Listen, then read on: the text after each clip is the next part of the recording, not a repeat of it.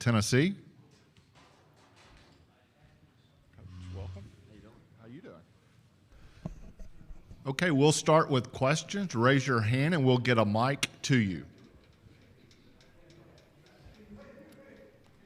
Go right here in the next to last row.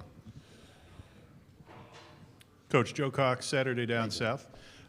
Wanted to ask you, this was kind of a revelation to me, but we learned about it on social media, your relationship with Dick Vitale. Of course, Dick's got his ongoing health problems, but he shared your interaction and really a tribute to the friendship the two of you have built. I'd like you to address that and then talk about Dick and what he means to the game, if you could. Okay. Thanks.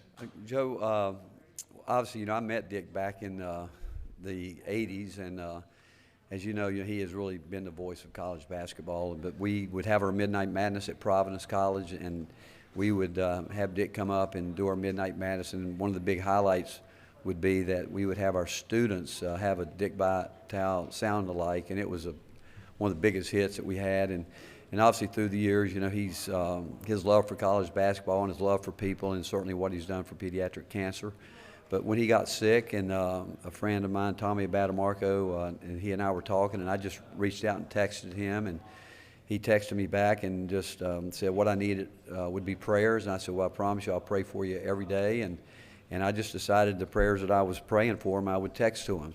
And through that time, and he would, again, the days, he always texted me back regardless of how he felt, what he was going through. And then this year going down to his gala, being a part of that, and again, just knowing how much, as much as he wanted to get back to college basketball, was his enthusiasm to want to do what he's done for, again, pediatric cancer, and through his gala there, and watching how he got back. And I just texted him just the other day, and he is excited about this coming basketball season and asked for prayers to be able to get through the whole thing. But he's more enthusiastic than ever, and I don't think any of us can really thank him for what he's done for our student bodies, because when he comes around and comes in to do games, it brings an extra element of excitement, I think, to the campus, to the game. And I know our students love it. They all, when he's in the building, they're all there early hoping that they can catch a photo with him and do those type things. But I'm glad he's healthy. And again, I think speaking for everyone,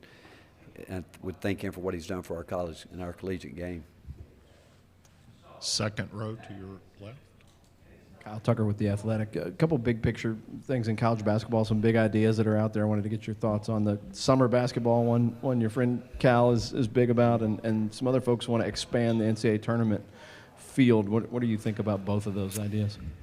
The summer basketball, Cal and I've talked about it. I think what that stems from is we think that the chance is, we do get tired of practicing, and we need to practice. We need that time, but we'd also like to have a little more outside competition at some point in time. I personally wish that we had more exhibition games this time of year. I like to do, again, if we want to take the NBA Summer League model for the summer, we should also think about what they do with their preseason, because not only do we need it, I think referees need it. I think it would really help officiating if they could get more work in before we actually get into games, because these early tournament games mean a lot, and for some situations they've only had a game or two under their belt when that starts, and maybe that might be their first one. So, and I think players would tell you we all are more for playing games, and so I think, again, it's good. I do. During the summer, I think I would probably use it in a way to let my coaches coach the game, and just like the format they have used in the NBA Summer League. But again, I'd really like to see this time of year, we're playing Gonzaga in an exhibition game in Texas in a couple of weeks. I wish we could, again, play probably 4 preseason games. It were up to me to allow us to get that outside competition before we started, and I think it would cut down on the grind of this time of year being in the gym. As far as the NCAA tournament, I think expansion would be great. I believe there's the way the tournament touches every state in our country. I just think you go back and look at how teams that have playing games have made some runs, how Ole Miss in football comes back and they win the national championship in baseball. And I think that they were the last team in.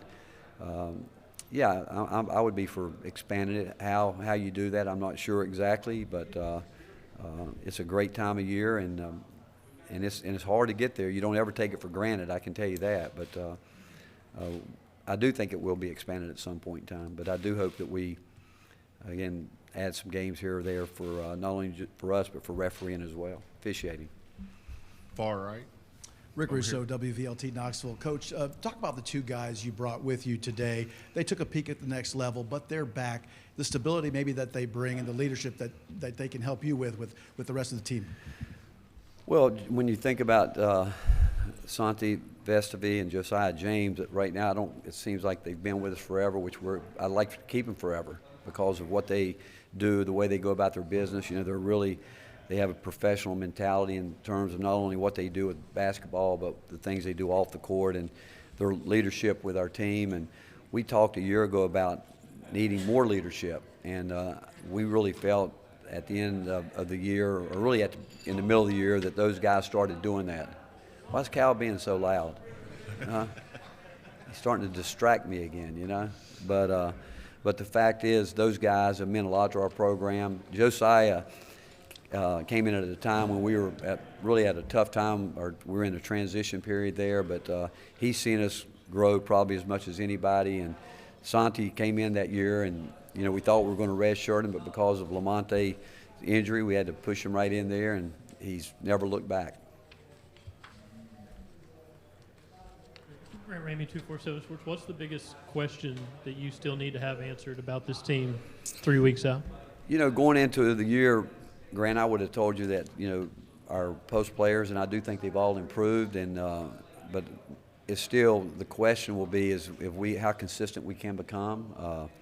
I think as a team, I do think that we feel like we can shoot the ball well, but we know there's going to be nights when shots aren't going in, and it will be how do we handle those situations. And but defensively, we expect to be a good defensive team, but we think that we have more depth than we've had in a long time, quality depth that we think that we can play, and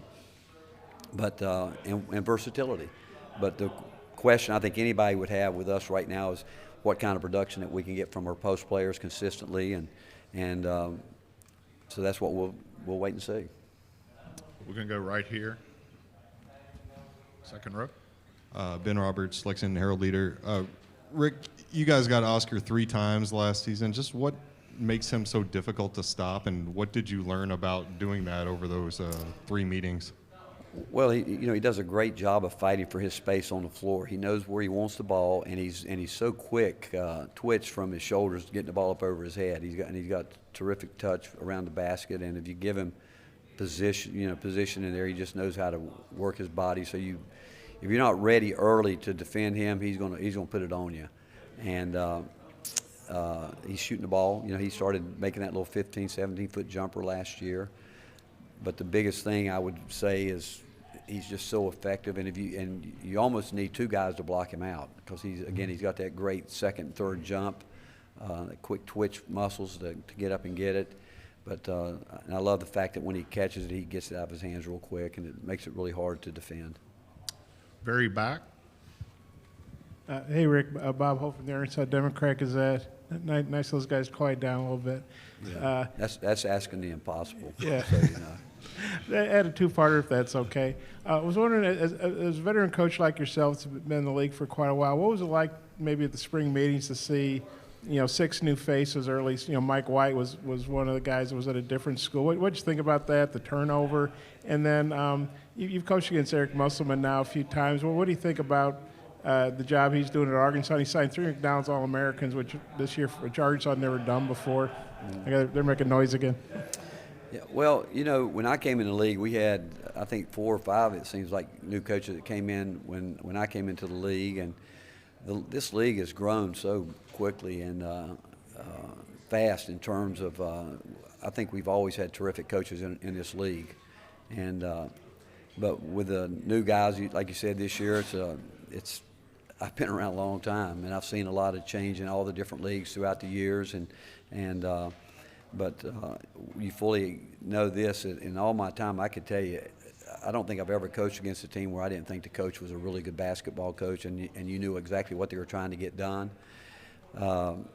In terms of Eric, Eric does a terrific job in terms of playing the game the way he wants to play it. He's going to pick out those mismatches that he wants, and he's going to attack you in certain ways. You know, his last year, I think he just does a great job of putting his players in position where they can be most successful.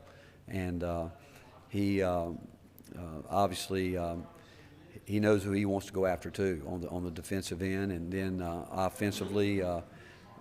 From our standpoint last year, you know, he was the one guy that played that real deep drop coverage, terrific with that rear view contest, which not a lot of teams in college basketball has done that.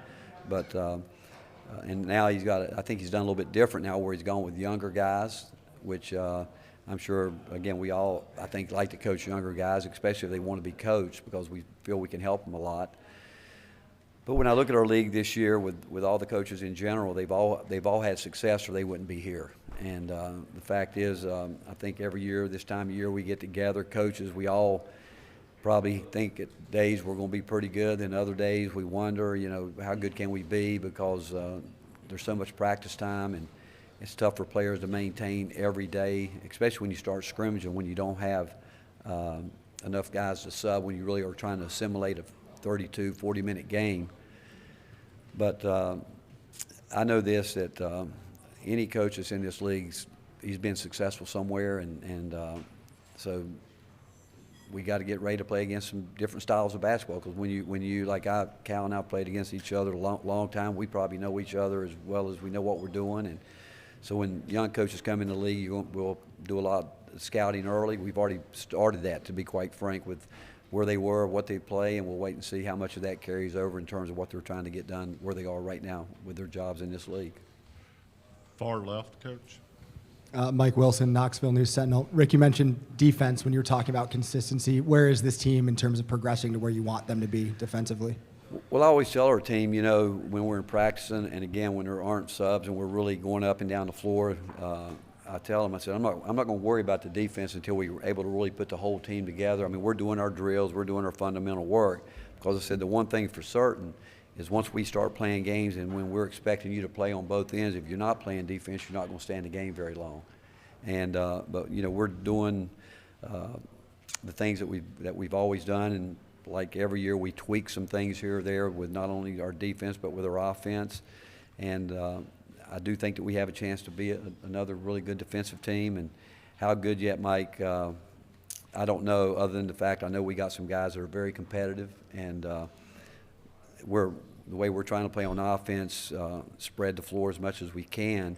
Then when you play against those pack line defenses, so we're going to have the ability to do a little bit of all that, and that's what we're doing with our team now, the different ball screen coverages that we're working on, but I think we have a chance to be good at it, because we've got some older guys that have been through it, and older guys can make the adjustments. The younger guys, not so much right now. We're just trying to get them into a base package, but the older guys we can do more things with.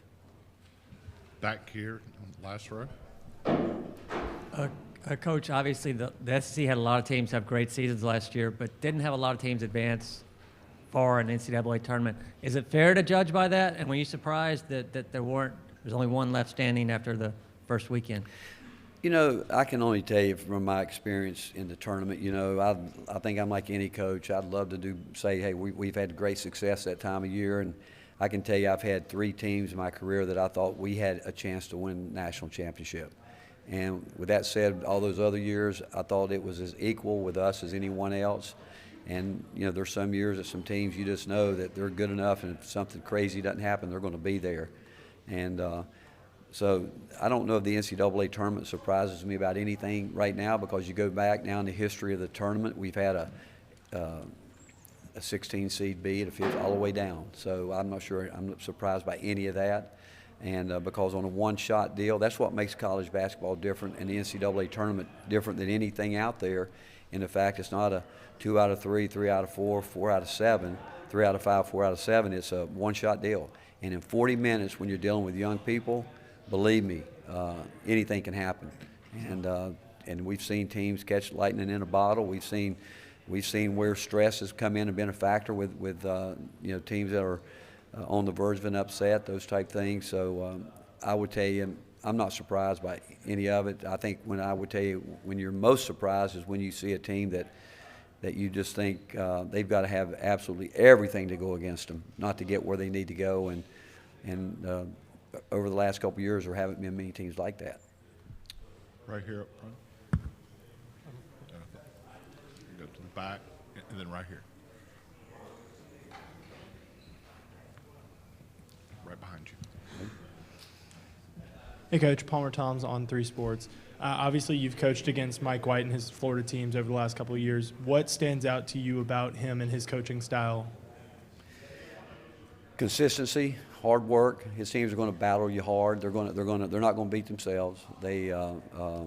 Mike is a terrific coach, and I thought he did a terrific job at Florida. And he's at Georgia now, where he's going to. I'm sure he's going to do what he does. That's what we all do. We understand how we want to play, and he'll make the adjustment he has to with this team until he can, as he continues to build what he wants to build at Georgia. But terrific coach, really is, and I love the way he goes about his business in the recruiting, and a guy that he's going to be successful. Right here up front. Good afternoon, Coach. AP Stedham, WHEP. Coach, what attracted you to Santiago Vescovi, and has he improved in the areas that you think he should? Well, what attracted us is we're kind of attracted to good players. You know, we like that, and we had Ken McDonald had, through his NBA experience, and Ken had played for me at Providence, and then he was on our staff and knew people through the NBA Academy, and we knew we were in need of a point guard player, and so when we started recruiting him, he could have stayed back still another year, but then he thought about maybe coming in the middle of the year, getting his feet on the ground, and learning the system. But at the time when he came in, he wasn't in shape, but we knew from watching him and doing our intel on him that he was a guy that would fit the culture that we have, what we wanted. We knew that he wanted to be good. We knew he wanted to work at it. Obviously, when you saw him play early, you knew he had a terrific basketball IQ, understood the game. And when he came on campus, we weren't sure. Even when he came in right after Christmas, we were getting ready to open up SEC play, and when Lamonte Turner decided that he couldn't finish the year, he had an injury and couldn't go. We asked Santi, "Do you want to do this?" And with 2 days, he went out and went. His first game was right in the SEC, and had a great night shooting the basketball, but wasn't in the kind of shape that he needed to be. But as time went on, and now I'm not sure there's a more elite conditioned basketball player than Santi. I mean, he can play. He's a player like he can play 40 minutes every night, and he's really the kind of guy that knows what he has to do to get himself ready. And obviously, people look at him shooting-wise, but I think the way he passes and cuts, he's at an elite level with that. But his IQ is off the chart. The things that he does, talking to his players throughout the game when we're in random flow motion, the things that he does to help his teammates is pretty neat to watch. Far right corner, back here. Rick, you mentioned last year how you thought Zakai's development was really accelerated because he went one-on-one with Kennedy in practice. I'm just curious if you've kind of seen maybe any of that this offseason with some of your newcomers. Yeah, I think it really this summer. I think it really helped B.J. Edwards and Tyreek Key to have to deal with Zakai every day. You know, Santi and Olivier and Urosh, a couple of those guys were away during the summer, with their national teams, but Zakai was there, and those guys coming in, having to deal with that, I think has helped those guys, because what you guys see Zakai do in a game, that's who he is every day in practice. And again, like Santi, could play all day, doesn't want to come out, but I thought that the impact watching those two guys being defended by him and then having to defend him really helped them a lot, and I think they would tell you that too. Certainly Kennedy would tell you that Zakai had a terrific impact on him a year ago in the way that he goes about it every single day. But it's again, I like to take our staff take credit for it, but it's just in Zakai's DNA. I mean, he's one of the most competitive people that I've ever been around in any way. I mean, he is you know, when things aren't going well, he gets more. He's really hard on himself. You know, he just wants to. If he makes a mistake, and one of the things I've talked to him about is he wants to get it back quick, and he sort of takes it personal, which I think a lot of great players do. When things aren't going well, they take it personal. But he's highly competitive. Maybe one of the most competitive guys. Certainly one of the most competitive guys we've ever coached. We have time for one more question. Back over here. What have you learned about your team in the first 3 weeks of practice that excites you the most? Well, I think that, again, a team that's willing to share the ball and move the ball. You know, we take a lot of pride in, you know, assisting on baskets. We do think we can shoot the ball consistently well. We're hoping that we're going to be able to score at every level at a more consistent basis this year. But I'd still go back to the camaraderie that they have and the way they are willing to compete against each other every day and go at it extremely hard. And then when it's over with, they take care of each other, look out for each other, and they get ready to come back the next day and do it again. Okay, Coach, thank you. All right, thank you, guys. Tennessee players Josiah James and Santiago Vescovi are now entering the room.